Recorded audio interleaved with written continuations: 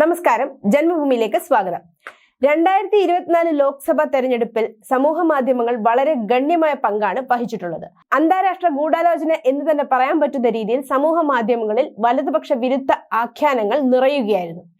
ഇതിനെതിരെ എതിർവാദവുമായി വന്ന പല ദേശീയ താല്പര്യമുള്ള യൂട്യൂബേഴ്സിനെയും അനധികൃതമായി സമൂഹ മാധ്യമങ്ങൾ വിലക്കി എന്ന വാർത്തയും പുറത്തു വന്നിരുന്നു. അത്തരത്തിലുള്ള 17 പേർക്കെതിരെ ഇപ്പോൾ കേസടക്കം നടന്നുകൊണ്ടിരിക്കുകയാണ്.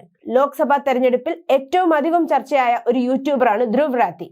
കേന്ദ്ര സർക്കാരിനെതിരെ നിരന്തരം അസത്യ പ്രചാരണങ്ങളുടെ ഒരു വേലിയേറ്റം തന്നെ നടത്താൻ മുൻപന്തിയിൽ നിന്നത് ധ്രുവ് രാത്തിയാണ്.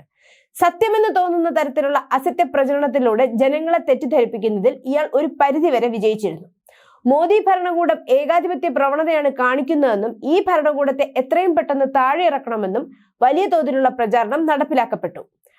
അടുപ്പിച്ചടുപ്പിച്ച് അനവധി വീഡിയോകൾ പുറത്തു വന്നതിനാലും തെരഞ്ഞെടുപ്പ് കാലം ആയതിനാലും എല്ലാ അസത്യ പ്രചരണങ്ങൾക്കും തക്ക മറുപടിയോ കോടതിയിൽ നിന്ന് കേസോ കൊടുക്കാൻ കഴിഞ്ഞിരുന്നില്ല.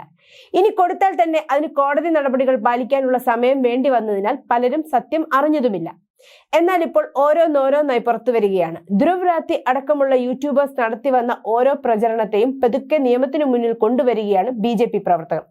അതിൽ ആദ്യത്തേത് എന്ന് പറയാനാകില്ലെങ്കിലും വളരെയധികം പ്രാധാന്യമുള്ളതാണ് ഇപ്പോൾ പുറത്തു വന്ന തെരഞ്ഞെടുപ്പ് കാലത്ത് അസത്യ പ്രചാരണം നടത്തിയതിന് BJP നേതാവ് നൽകിയ മാനനഷ്ട കേസുമായി ബന്ധപ്പെട്ട് യൂട്യൂബർ ധ്രുവ് രാത്തിക്ക് ഡൽഹി കോടതി അയച്ച സമൻസ്.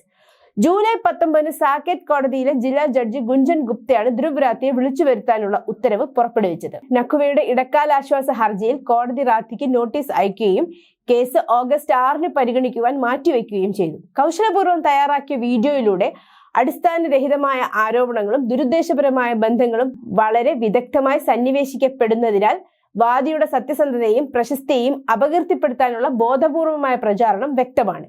ഈ വീഡിയോയുടെ പ്രാഥമിക സൃഷ്ടാവ് വാദിയുടെ സ്വഭാവത്തിൽ സംശയം ജനിപ്പിക്കാൻ മാത്രമല്ല, സമൂഹത്തിൽ കഠിനാധ്വാനം ചെയ്ത് നഖ്വി ഉണ്ടാക്കിയെടുത്ത സൽപ്പേരിനെ കളങ്കപ്പെടുത്താനും ശ്രമിക്കുന്ന തരത്തിൽ സംശയത്തിന്റെയും അവിശ്വാസത്തിന്റെയും വിത്തുകൾ പാകി കോടതിയിൽ സമർപ്പിച്ച രേഖയിൽ വ്യക്തമാക്കി.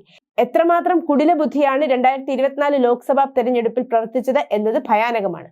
അമേരിക്ക തന്നെ നേരിട്ട് ഈ തെരഞ്ഞെടുപ്പ് സ്വാധീനിക്കാൻ ശ്രമിച്ചു എന്ന റഷ്യൻ പ്രസിഡന്റ് പുടിന്റെ വാദം ഇതോട് ചേർത്ത് വായിക്കേണ്ടതാണ്.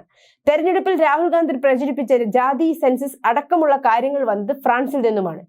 ഇതൊക്കെ മനസ്സിലാവുമ്പോഴാണ് നരേന്ദ്രമോദിയുടെ ഇത്തവണത്തെ വിജയം എത്രമാത്രം വലിയ ഒരു സംഭവമാണെന്ന് മനസ്സിലാക്കുന്നത്.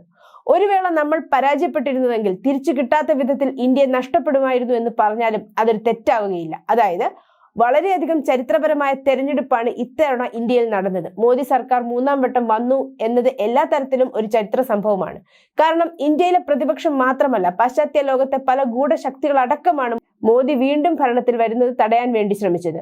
News desk, Janmabhumi.